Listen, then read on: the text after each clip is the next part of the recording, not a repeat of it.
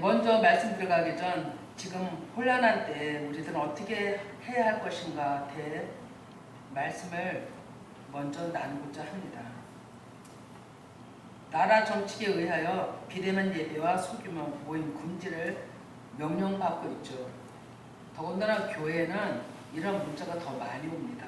계속 오죠. 한쪽에서는 또 예배가 신앙의 호흡이라고 중요하기 때문에 호흡 드려야 한다고 또 교계에서 또 일어나고 또 있죠. 그러면 믿는 자들은 어떻게 되는가? 그러나 이때 교회는 어떻게 되는가? 이 목사는 어떻게 되는가? 참 어려운 상황이죠. 근데 성경에 이런 예가 있습니다. 에르미야 시대에 그랬죠. 정부에서는 나라가 망해지면서 에르미야 시대 때 정부에서는 바벨론에 절대 끌려가면 안 된다. 항복하지 말라. 그리고 애굽의 요청을 얻었죠. 이웃나라의 요청을 청했어요. 그런데 반면 우리가 볼 때는 나라가 절대 우리는 이 나라를 사수해야 돼. 그리고 애굽의 요청을 하는 게 옳아라고 주장을 했지만 정작 에르미야를 통해 하나님의 말씀은 바벨론에 항복을 해라 이렇게 말씀하고 있습니다. 그리고 바벨론에 끌려가라. 때가 돼 70년이 되면 내가 다시 돌아오게 할 거야. 이게 하나님의 뜻이었어요. 그러니까 많은 사람들이 에르미야를 가두고 구덩이에다 집어넣고 죽이려고 하고 엄청난 핍박을 가했죠. 나라를 사수하는 게 옳지 끌려가는 게 옳으냐 항복하는 게 옳으냐 이렇게 나왔던 거죠. 세상 소리는 맞는 얘기죠. 그게 틀린 얘기가 아니죠. 지금 하나님이 기도 가운데 이러한 기도 가운데 신천지 때도 하나님은 이사야 26장 21말씀을 주셨죠. 한번 볼까요? 네, 같이 읽어봅니다. 내 백성아 갈지어다 내 밀실을 들어가서 내 문을 닫고 분노가 지날 때까지 잠깐 숨을 쉬어라. 보라 여호와께서 그의 처소에서 나오사 땅이 거민의 제약을 벌하실 것이라. 땅이 그의 잘렸던 피를 드러내고 그 살인 당한 자를 다시는 덮지 아니하리라. 아멘. 이때 이 말씀을 주시고 여러 가지 소리가 많았지만 말씀에 의지해서 또 확고한 결단을 내리고 그때도 점심 안 하고 오후 예배 말씀만 전하는 그런 2주간의 일이 있었죠. 그래 이번에도 하나님께 기도했을 때 시편 62편 또 좀 띄워줘 보실래요? 시편 62편 1절에서 12절까지가 다 중요합니다. 나의 영혼이 잠잠히 하나님을 바라고 나의 영혼이 주에서 나오겠다. 오직 그만이 나의 반석이시요 나의 구원이시요 나의 요새시요 내가 깨를 의지하게 하리라. 넘어지는 강과 흔들리는 얼굴같이 사람을 죽이려고 내가 일제히 공격하려면 언제까지 하려느냐. 그리 그를 그의 흑자리에서 떠들리기만 꾀하고 거짓을 즐겨하니 입으로는 축복이요 속으로는 저주로다. 나의 영혼아 잠잠히 하나님만 바라라. 물은 나의 소망이 그로부터 나오는도다.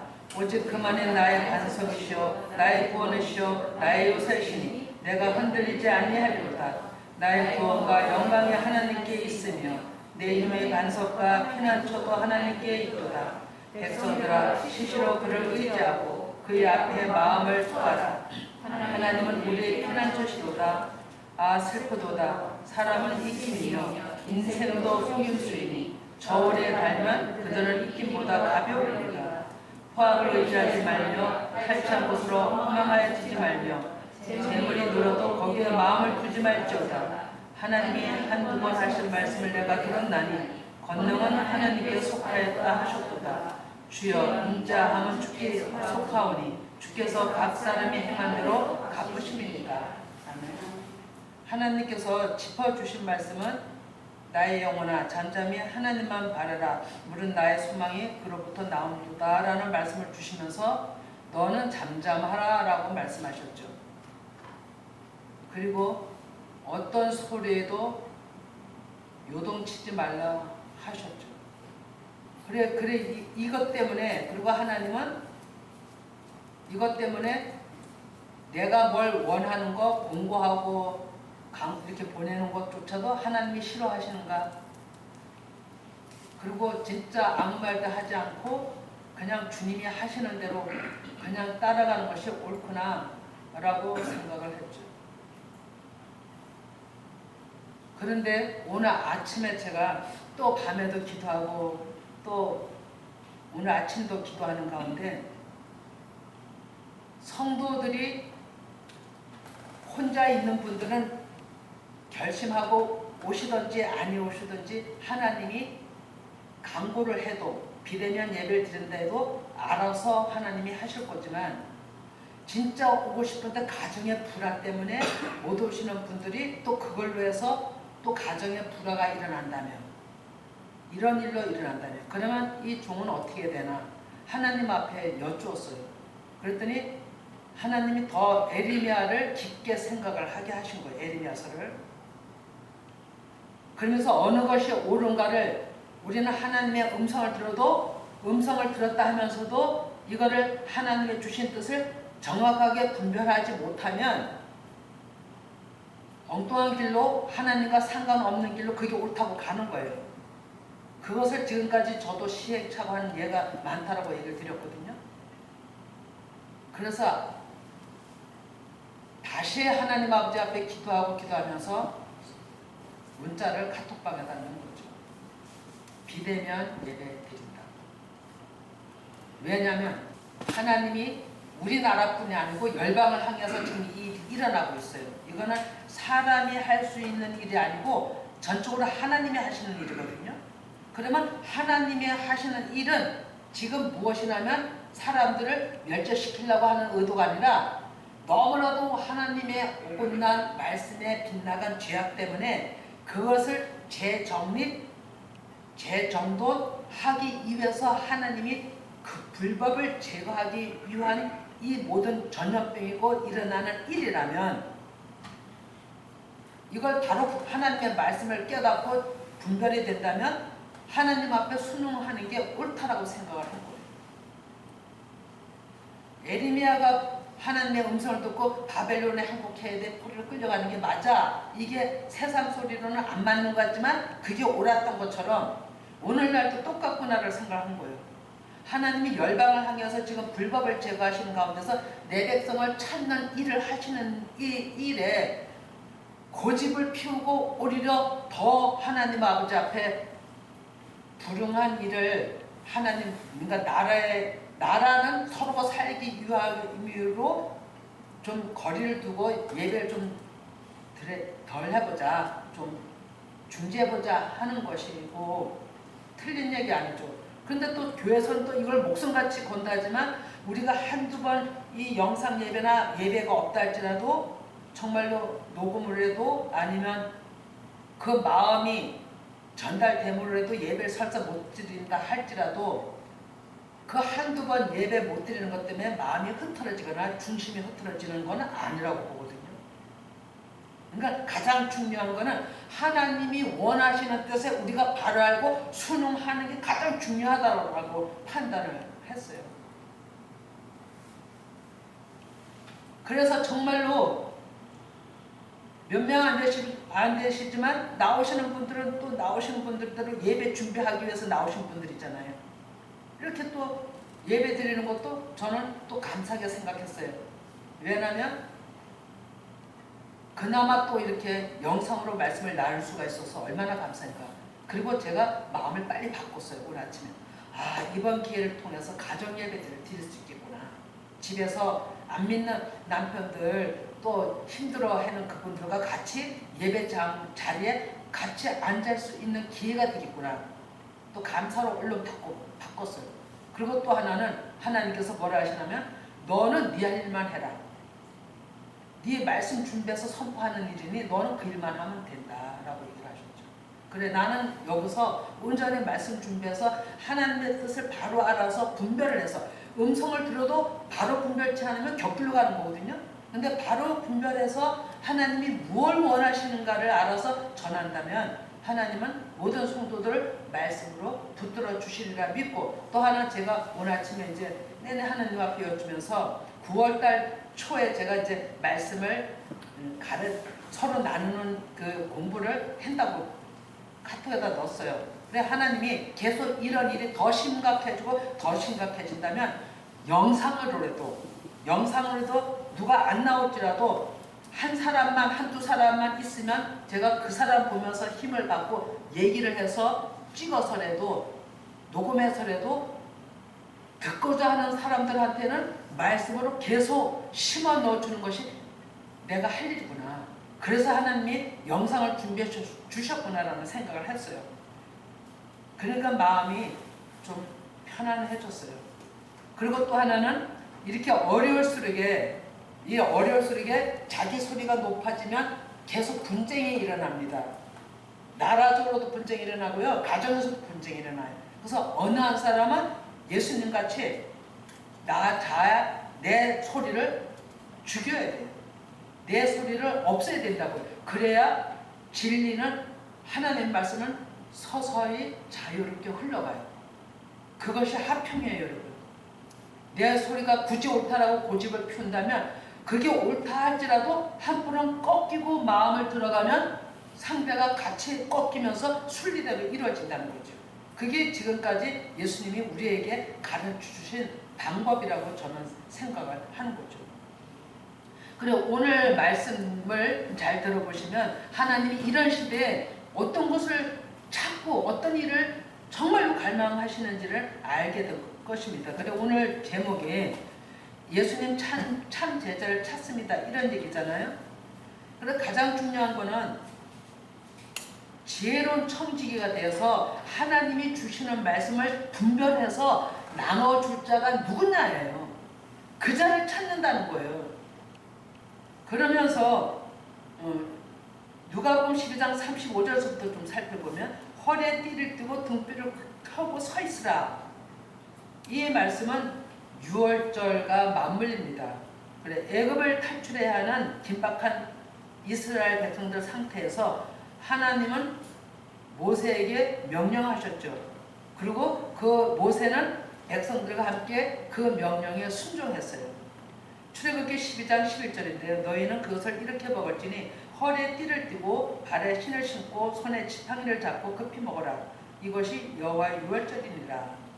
내가 그 밤에 애굽 땅에 두루 다니며 사람이나 짐승을 막론하고 애굽 땅에 있는 모든 처음난 것을 다 치고 애굽의 모든 신을 내가 심판하리라. 나는 여호와라. 아멘. 출애굽 당시에도 하나님이 하시는 일이었어요. 그럼 지금도 하나님이 하시는 일이에요. 우리 너무나도 안 믿는 사람도 다 알잖아요. 인간이 할 수 없는 거라고. 하나님이 하시는 일이거든요. 그럼 우리가 바로 깨달아야 되는 것이 중요하다는 거죠. 그러면 누가복음 12장 35절하고 출애굽기 12장 11절하고는 같은 맥락을 가지고 있어요. 누가는 환난에서 신앙, 진리로 무장하지 않으면 안 되는 절박성을 출애굽기 12장 11절에서 가져온 거예요. 허리에 띠를 띈다는 것은 우리 중심에 진리의 말씀으로 무장하라는 의미죠. 근데 등불을 켠다는 것은 진리의 말씀, 깨달은 말씀을 전하라는 거거든요. 그러면 출애굽기 12장 11절에는 발에 신을 신고 복음으로 무장하고 그 말씀을 의지하고 하나님 명령에 따르라라고 하는데 급히 먹으라고 얘기를 하고 있어요. 그럼 급히는 히파존인데 급한 도피, 서두르다, 갑자기 뛰다 이런 뜻을 가지고 있어요. 그럼 급한 도피는 긴장 상태에서 말씀에 절대적으로 복종하고 순종하라는 의미가 또 포함되어 있어요. 그러면 오늘 본문 말씀 주신 것은 이것과 같다는 거죠. 출애굽 때 긴장함으로 그 어둠에서 뛰어나온 것처럼 우리가 이 상황에서 어떻게 해야 되느냐라는 것을 오늘 말씀을 통해서 가르쳐 주시는 거예요. 등불을 켜야 한다는 거죠. 그럼 진리의 말씀으로 무장하고 주님 앞에 명령 듣기 위하여 수정 두르고자 깨어있는 긴장하고 있는 상태를 뜻하는 것인데 중요한 것은 이 상태가 아마드라는 거예요. 주님 아버지 앞에 온전히 섬긴다는 뜻이에요. 그럼 누가복음 12장 36에 너희는 마치 그 주인이 혼인집에서 돌아와 문을 두드리면 곧 열어주려고 기다리는 사람과 같이 되라. 주인이 와서 깨어있는 것을 보면 그 종들은 복이 있다라고 말씀합니다. 그럼 여기 혼인집은 무엇을 의미하냐면 초막절 절기를 의미해요. 그러면 지금의 이 끝절기라는 게 맞는 거예요. 끝 세상을 얘기하는 거죠. 그럼 절기로 끝절기가 초막절인데 6월절 크게 나눠서 6월절, 오순절, 초막절 이렇게 나누죠. 그러면 초막절에는 출애굽 때는 어둠에서 나오는 거예요. 오순절에는 하나님의 말씀을 받아서 내가 무장하는 거예요. 그럼 그 무장한 자가 초막절에는 예수님을 만나 그 안에 함께 하는 것을 초막절이라고 그래요. 그럼 여기 혼인집은 언제 이루어지냐면 초막절 때 이루어지는 얘기거든요. 그래서 여기서 혼인집에서 돌아와 이렇게 얘기를 하고 있어요. 예수님이 오시는 거죠. 그러면 그때 문을 열어주려고 기다리는 사람이 복이 있다 이거죠. 그럼 열어주는 사람은 어떤 자냐면 신부로 단장한 자인 거죠. 신부로 단장하지 않냐면 우리는 예수님이 오시는 소리를 못 들어요. 내가 지금 얘기하지 않지만 마태복음 25장에 나와 있잖아요. 열처에서 5처녀는 신랑 준비를 해 들어갔고 만나고 5처녀는 못 들어간 것처럼 그런 상황이 일어난다는 거죠. 그러면 누가복음 12장 37에 주인이 띠를 띠고 그 종들을 자리에 앉히고 나와 수종 들리라 이렇게 얘기를 하고 있거든요. 얼마나 기쁘고 기쁘겠어요. 예수님이 보실 때 오셨을 때 그가 나를 기다려주고 있다는 그 자체가 얼마나 기쁘겠냐고요. 정전을 지키고 그 오직 예수님만 바라본 그 신부가 얼마나 이쁘겠냐고요. 그러니까 내가 도리어 예수님의 허리에 중심에 진리의 말씀 가지고 내가 너를 더 가르칠 거야. 더 나눌 거야. 이렇게 얘기를 하는 거죠. 그래서 누가복음 22장 30절에 보면 너희로 내 나라에 있어 내 상에서 먹고 마시며 또는 보좌에 앉아 이스라엘 12지파를 다스리게 하려느라. 이것이 더 기다린 신부들한테 온전한 하나님의 말씀 가지고 나누고 평안으로 영원한 하나님의 나라에 속하는 것을 얘기하는 거죠. 예수님이 직접 말씀하신 또한 모든 환난을 대비하여 하나님이 하시는 말씀을 들어서 깨달아 자기의 생각을 적고 하나님 명령에 순종하는 자가 지금 참 제자가 되는 거예요. 누가복음 12장 38절에 보면 2경 3경이 나오죠. 2경 3경. 주인이 혹 2경이나 3경에 이르러서는 종들이 그같이 하고 있는 것을 보면 그 종들은 복이 있다. 또 이렇게 얘기를 하죠. 그러면 2경은 뭐냐면 표면적으로는 밤 10시서부터 2시까지 또 2시서부터 몸통이 틀 때까지를 3경이라고 한다는 거예요. 그러면 이때는 밤중이잖아요. 캄캄한 밤. 지척을 분간할 수 없는 것을 얘기하는 거거든요. 이때가 한란인 거예요. 그러면 지금이 이런 때라는 거죠. 우리가 하나님의 음성을 듣는다 해도 온전히 분별을 못하면 헤매는 거예요. 한란 속에 있는 거예요. 어둠 속에. 그래서 제가 부르실 때부터 음성을 듣고 있잖아요. 근데 음성을 분별을 못하면 그냥 한란 속에 안 듣는 사람보다 더 깊게 들어가는 거예요. 더 빠져 들어가는 거예요. 왜? 들었다고 하는 그게 엄청난 그 사람을 잡고 있기 때문에. 그래서 더 위험한 거예요. 그래서 누구보다도 저는 그런 경험을 또 했기 때문에 무지가 하나님 앞에 두드리는 거예요. 분별케 해달라고. 하나님이 어떤 의도로 잠잠하여 하나님만 바라고 소망을 두라고 했을 때 이게 어떤 의도입니까? 어떻게 행동을 해야 됩니까? 어떻게 해야 앞에서 성도들을 편안하게 정말 편안하게 가정에도 어디도 분쟁이 없이 우리가 무난히 이것을 통과할 수 있습니까가 저한테는 관건인 거예요. 진짜. 이럴 때 누가 오냐면 도둑이 오는 거예요. 도둑은 캄캄한 밤에만 다니잖아요. 집세가를 와서 탈취하듯 사람 영혼도 이럴 때 뺏어가는 거예요. 그래서 사람 영혼을 어떻게 뺏어가요? 소요를 듣잖아요. 이 사람 소리 듣고 저 사람 소리 듣고 이 사람 말이 오라 저 사람 말이 오라. 그 중에 내가 나와 마음이 같은 소리가 있다면 그리고 그냥 따라가는 거예요. 이게 도둑의 소리에 쫓아가는 거예요. 영혼을 빼앗기는 거예요. 그러므로 너희도 영혼을 빼앗기지 않도록 준비하고 있으라고 예수님이 말씀하죠. 설마 할 때 예수님도 오신다 했어요. 오시는 예수님을 살리려고 오시는 것이죠. 예수님이 오시면 등을 밝히고 있는 자에게 먼저 오실 것이고 그 다음은 어둠 속에서 주의 이름을 그나마 간절히 찾는 자들에게 말씀의 빛으로 임할 것이라고 믿어요. 그럼 요한복음 10장 10절에 예수님이 직접 말씀하신 말씀입니다. 도둑이 오는 것은 도둑질하고 죽이고 멸망시키려는 것뿐이요 내가 온 것은 양으로 생명을 얻게 하고 더 풍성히 얻게 하려는 것이라 했어요. 지금 우리는 분별을 잘해야 되는 거죠. 열방에 이렇게 일어나는 이 일은 사람이 할 수 없는 일일진데 하나님이 분명히 불법을 다 제거하는데 노아 때 방주를 보신다는 거거든요. 예수님이 노아 때 방주를 보라 했잖아요.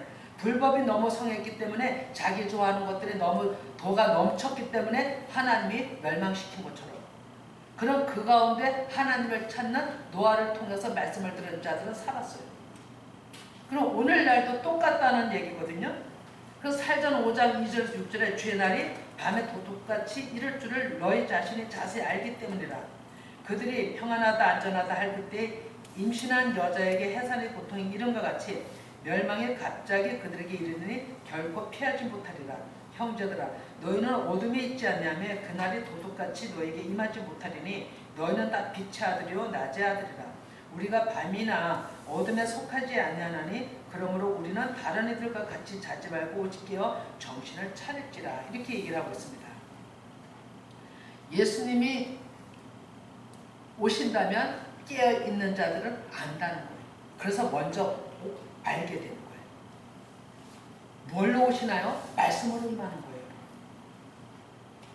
그러면 말씀이 빨리 임하지 못하고 깨닫지 못한 자들도 알기를 원한다면 그 자들에게 또 말씀으로 임하신다는 거예요. 그래서 하나님은 하나님의 백성을 찾아내신다는 거죠. 그러면 누가복음 12장 41절에 베드로가 얘기했습니다. 여짜오되 주께서 이 비유를 우리에게 하심입니까? 모든 사람에게 하심입니까? 라고 얘기를 하죠. 주께서 이르시되 지혜 있고 진실한 청지기가 되어 주인에게 그 집 종들을 맡아 때를 따라 양식을 나눠줄 자가 누구냐? 주인이 이를 때에 그 종이 그렇게 하는 것을 보면 그 종은 복이 있으리라. 내가 참으로 너에게 이르노니 주인이 그 모든 소유를 그에게 맡기리라. 아멘. 여기서 그 종은 복이 있으리라, 복이 있으리라. 이 말씀 단락에서 몇 번 얘기가 나오거든요. 이 복이라는 것은 구원입니다, 여러분. 예수님을 영접하는 거예요. 예수님 안에 있는 게 복이에요, 여러분. 그랬을 때 이 베드로의 물음에 답했을 때 오늘날에 위의 말씀에 진리를 띄고 서 있으라 하신 말씀들은 누구한테 한 소리냐 이거죠. 이게 분별이거든요. 하나님의 말씀은 모든 무리가 아니라 듣는 마음이 된 자들에게 하신다는 거예요. 말씀을 듣지 못하는 자들은 무리인 거예요. 그러나 말씀을 듣는 자들은 제자인 거예요. 너희들인 거죠. 오늘날에도 똑같습니다. 들을 띠가 있어 듣는 자들은 순종을 해요. 근데 들어도 분별이 안 돼요. 그러면 순종을 못해요. 빗나가게 돼요. 그게 옳다라고 가는 거예요. 세상의 소요에 따라가는 거예요.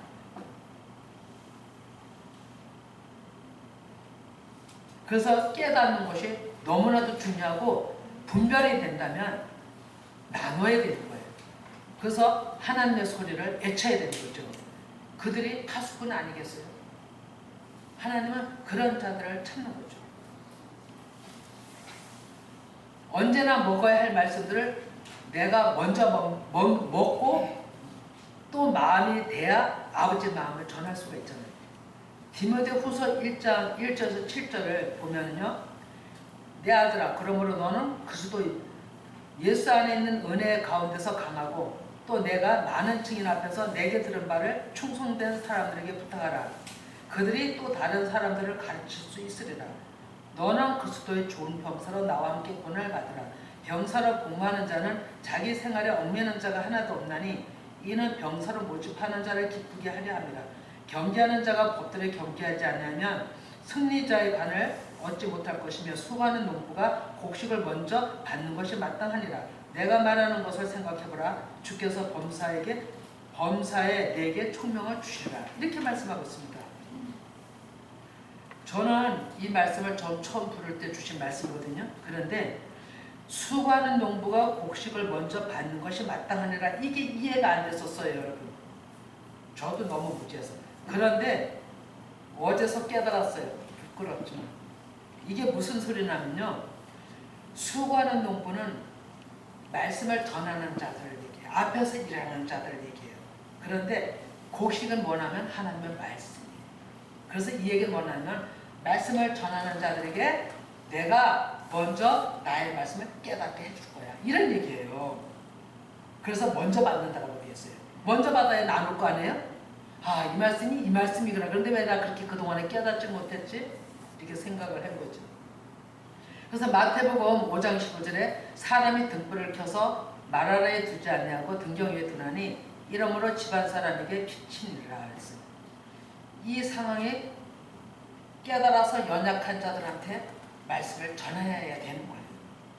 그래서 이 말씀 생각하고 오늘 아침에 이 말씀 또 한 부분을 가지고도 우리 정말 힘들어하고 와야 되는지 갈아야 되는지 집안 사람들은 못 가게 했지 여러 가지로 힘들어하는 성도들에게 문자를 넣어서 어디든지 그 중심이 하나님 앞에 드려진다면 하나님은 받으시는 예배라는 걸 알기 때문에 문자를 줬던 거죠.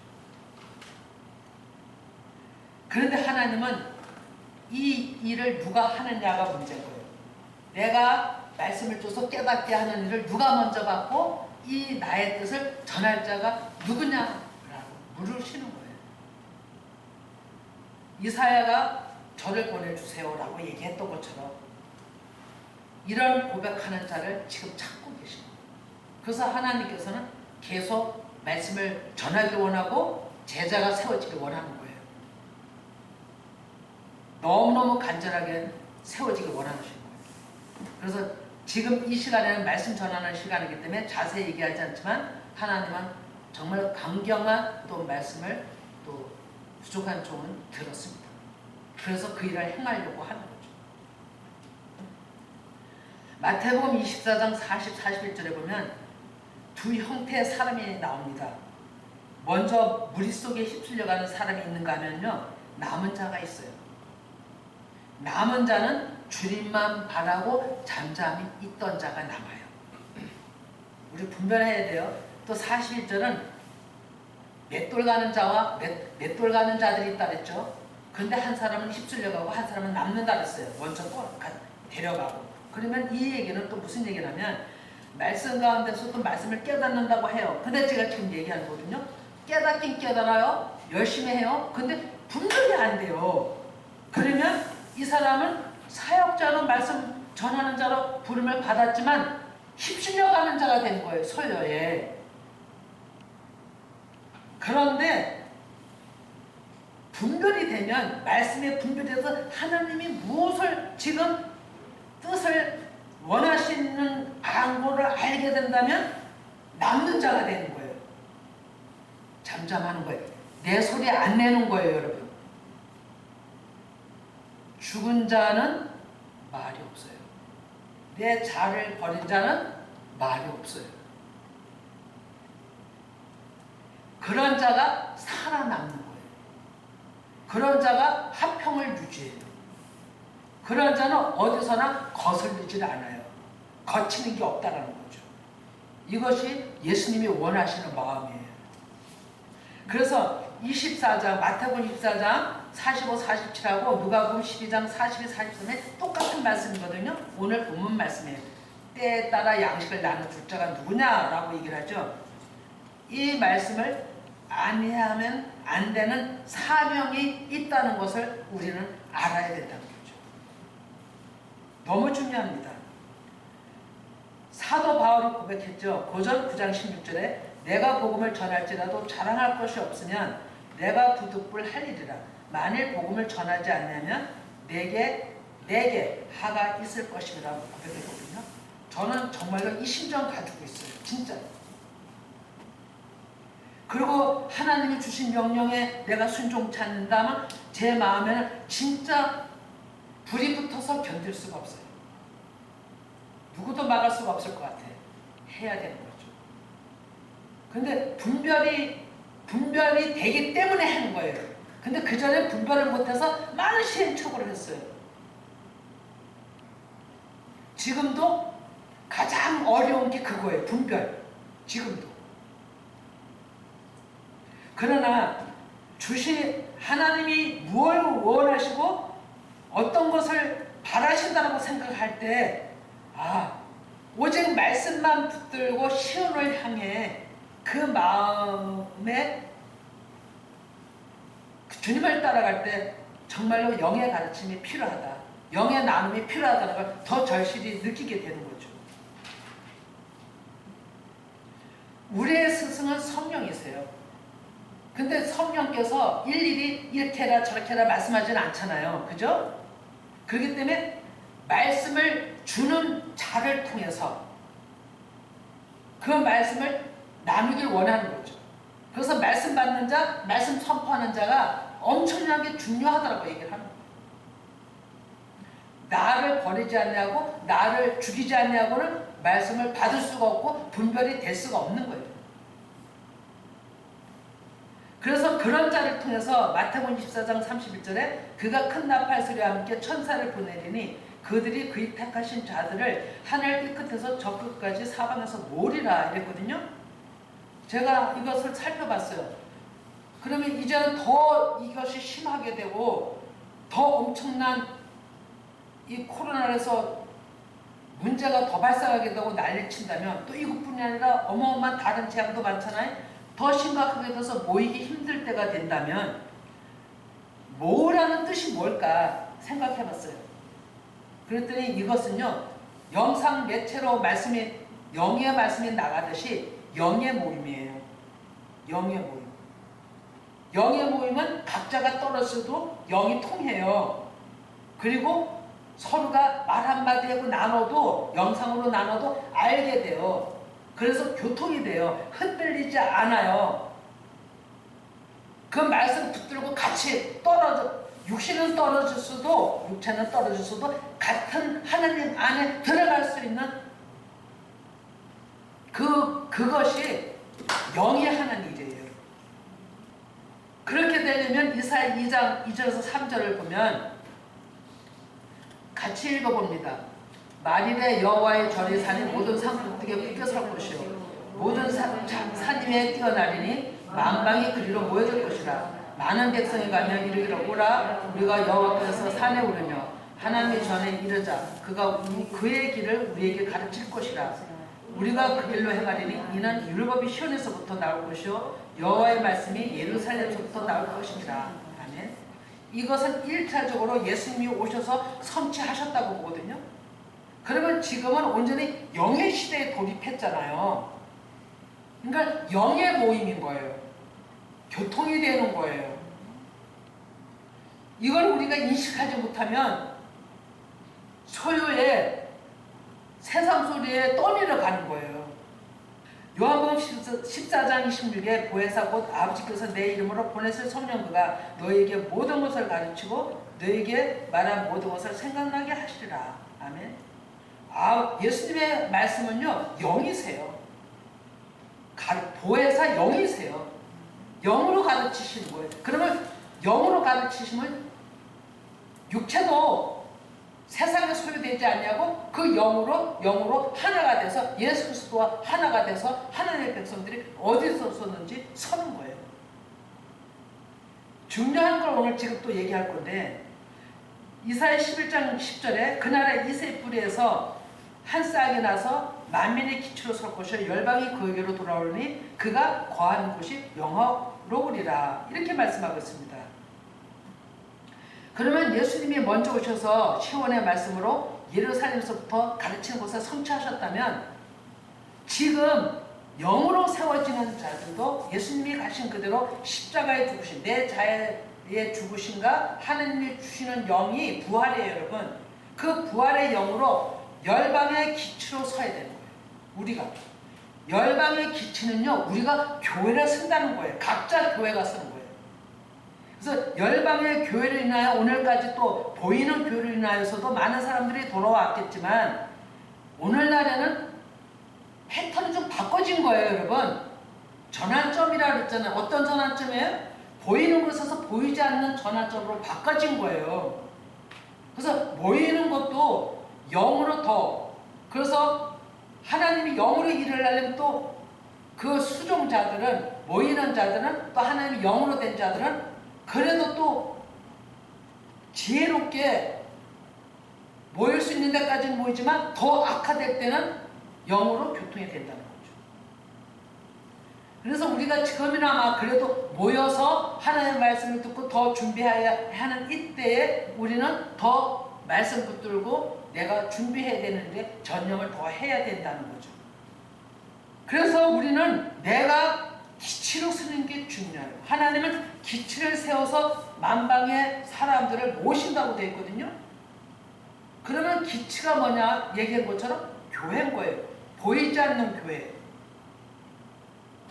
이사야 11장 11절에서 13절도 보면 그날에 주께서 다시 그의 손을 펴사 그의 남은 백성을 아스르와 애굽과 바드로스와 구스와 엘람과 시날과 하맛과 바다 섬들에서 돌아오게 할 것이라 이렇게 얘기를 했어요. 여호와께서 열방을 향하여 기치를 세우시고, 기치가 교회예요, 여러분. 이스라엘의 쫓긴 자들을 모으시며 땅 사방에서 유다에 흩어진 자들을 모으시니 에브라임이 질투는 없어지고 유다를 괴롭게 하던 자들은 끊어지며 에브라임은 유다를 질투하지 않냐며 유다는 에브라임을 괴롭게 하지 않을 것이라고 얘기를 하고 있어요. 자, 보세요. 예루살렘, 새 예루살렘 교회가 기치로 세워지는 거예요. 그러면 그 기치로 세워지는 그 하나님의 복음의 소리를 듣고 어디서든지 말씀으로 무장을 해놓은 거예요. 그러면 쫓긴 자들이 소요에 쫓기고 어둠에 쫓기고 환난에 쫓기고 분별이 안 됐던 자들이 그 소리를 듣고 그 교회의 그 사람의 소리를 듣고 하나님께로 그 중심이 모아지는 거예요. 이렇게 된 자들에게는 에브라임은 교회를 상징한 거고요. 유다는 표면적인 유대민족을 상징한 거지만 질투와 괴롭히는 것이 없어지는 거예요. 거치는 것이 없어지는 거예요. 지금 우리 모두가 하나님 아버지 앞에 우리나라도 전 세계도 불법화가 있기 때문에 자기 목소리가 큰 거예요, 여러분. 내 소리가 없는 자들은요, 바보라서 없는 게 아니라 하나님의 뜻을 구하고 있는 자들도 있더라고 보는 거예요. 그래서 내 소리 안 내는 거죠. 하나님의 뜻이 무엇인가 살피고 따라가려고 하는 자들이 있다라고 보는 거죠. 그럼 몰라서 못 내는 소리도 있지만 몰라도요, 다 자기 소리 다 가지고 있거든요. 근데 안 내는 게 지혜로운 자예요. 남이 이렇다 저렇다 입으로 범죄하지 않는 것이 지혜롭다 이거예요. 이사야 62장 10절에도 성문으로 나아가라 백성의 올기를 닦으라 그 길을 수축하고 수축하라 도를 제하라 만민을 위하여 기초를 들라. 이 만민이 하나님의 백성들을 얘기를 하는 거예요. 올 자들, 하나님의 선택한 자들, 영이 있는 자들, 그들이 영은 흩어져 있지만 예수 그리스도의 이름으로는 하나가 되는 거예요. 기치가 세워지는 거예요. 이 기치는요, 원을 보면 깃발도 되고요, 표도 되고요, 여러 가지를 상징하고 있어요. 그러나 가장 중요한 것은 교회라는 거예요. 그리고 그 교회의 첫 번 기치로 쓰신 분은 십자가로 부활하신 예수 그리스도라는 거예요. 우리는 예수님의 길을 그대로 닮아간 자들만이 온전한 예수 그리스도 이름으로 기치에 깃발을 꽂을 수가 있어요. 그래서 이사야를 통해서 하나님은 내 백성이 올 수 있도록 길을 닦으라는 얘기는요, 진리를 선포하라는 거예요. 너희들이 분별해서 선포하라는 거예요. 예수님이 이 땅에 오셔서 가장 큰 일을 먼저 하신 것은 제자들을 세우는 거였어요. 그리고 새 언약의 피로 성만찬에서 의식 체결을 하셨어요. 지금도 똑같은 패턴을 하고 있는 거예요. 지금도 이제 새 언약이 이루어져야 되는 때잖아요. 예수님 당시 오셔서 하셨다면 이제 영으로 새 언약이 체결되고 새 언약의 백성들이 되고 하늘나라를 회복시키는 것은 기치가 각자로 세워져야 된다는 거죠. 그래야 아직까지 기치로 서지 못한 자들이 그 소리 듣고 그 음성 듣고 모일 수가 있는 거예요. 따를 수가 있는 거예요. 그 따르는 것 자체도요, 사람을 따르라는 게 아니에요. 영을, 하나님의 말씀에 영을 쫓으라는 거예요. 어려운 것 같지만 사실 어려운 게 아니에요. 더 어쩌면 쉬울 수도 있어요. 참 많습니다. 기치 세우라는 것이. 예레미야 31장 21, 22도 천하 이스라엘아 너희 이정표를 세우고라고 되어 있어요. 너희 정체성을 확실하게 하라는 거예요. 너희 편말을 세우고, 그죠? 완전한 교회가 깃발이 서야 돼요. 진리의 깃발이 서야 된다는 거예요. 분별해서 큰 길 곧 내가 전해 가던 길을 마음에 두라. 돌아오라. 내 성읍들로 돌아오라. 반역한 딸아 내가 어느 때까지 방황하겠느냐. 여호와가 새를 세상에 창조하였나니 곧 여자가 남자를 둘러싸리라 이랬어요. 여자는 교회를 뜻해요. 남자는 예수 그리스도를 뜻해요. 그러니까 교회된 자들이 신실한 기치가 된 자들이 예수님과 하나 되는 것을 뜻하는 거예요. 그 환난 중에 이스라엘 백성들이 그러니까 유대 나라가 무너지는 그 상황에서 에레미야는 이렇게 얘기를 했어요. 그러면 오늘 말씀을 정리를 합니다. 중요한 것은 우리가 반드시 기치로 서려면 복음의 나팔 소리를 내려면 내가 먼저 들어야 되는 거예요. 듣는 마음이 돼야 된다는 거예요. 그것이 상징적으로는 표면적으로도 되겠지만도 3년 6개월, 7년이라는 의미를 가지고 있어요. 근데 이런 과정들을 계속 거친 자들도 있을 것이고 또 거쳐야 되는 자들도 있을 것이라고 보거든요. 그래서 이런 과정을 거쳐서 말씀을 들어서 하나님 앞에 됐다라고 하는 하나님의 세우심을 받을 때까지의 노력, 또 받아갖고도 온전히 분별해서 나누는 것이 우리가 할 일이라는 거죠. 그래서 예수님은 오늘 제법 제자를 찾는다라고 얘기를 합니다. 참 제자를 찾는다. 이것을 요한계시록 12장에 일꾼들을 양육해서 세우는 자들을 말씀하고 있습니다. 아주 정확하게 얘기를 하고 있죠.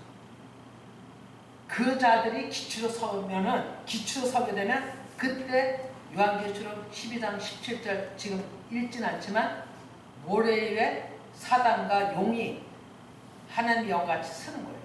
이게 객관적으로 저는 그 전에 봤거든요. 따로 봤는데 이게 내 안의 일이더라고요. 내가 말씀에 무장이 딱 되죠. 듣는 자가 됐죠. 그러면 그때 뭐가 서냐면요. 내 안에 사단이 서요. 그러니까 그게 옳으냐 아니냐 이렇게 나오는 거죠. 그랬을 때 온전히 진리의 말씀으로 이것을 꺾는 자가 내 안에 자를 꺾는 자가 이기는 자예요. 교회에 서는 자예요. 그 자가. 그 싸움이 먼저 이루어져야 되는 거예요. 그것이 7년이란 훈련을 반드시 거쳐야 된다는 거죠. 그래서 못다한 일, 우리 교회적으로도 못다한 일을 성도들이 많고 또 새로운 분들이 있기 때문에 이 과정을 거치라고 하시는 거예요. 하나님. 그래서 디모데후서 3장 16절에 모든 성경은 하나님의 감동으로 된 것으로 교훈과 책망과 바르게 함과 의로 교육하기에 유익하니 이는 하나님의 사람으로 온전하게 하며 모든 선한 일을 행할 능력을 갖추게 하렵니다 했고요. 디모데후서 2장 2, 3절 아까 읽었지만 다시 한번 보면요. 내 아들아 그러므로 너는 그리스도 예수 안에 있는 은혜 가운데서 강하고 또 내가 많은 증인 앞에서 내게 들은 바를 충성된 사람들에게 부탁하라. 그들이 또 다른 사람들을 가르칠 수 있으리라. 아멘. 이 일이 정말 계속 우리 교회에서 일어나야 되는 일입니다. 반드시 해야 될 일이에요. 그래야 하나님의 참 제자들이 세워지고 보이지 않는 교회 기치들이 세워지고 하나님 나라가 세워지는 일을 하게 되는 겁니다. 꼭 우리가 이 일에 순종하기를 바랍니다.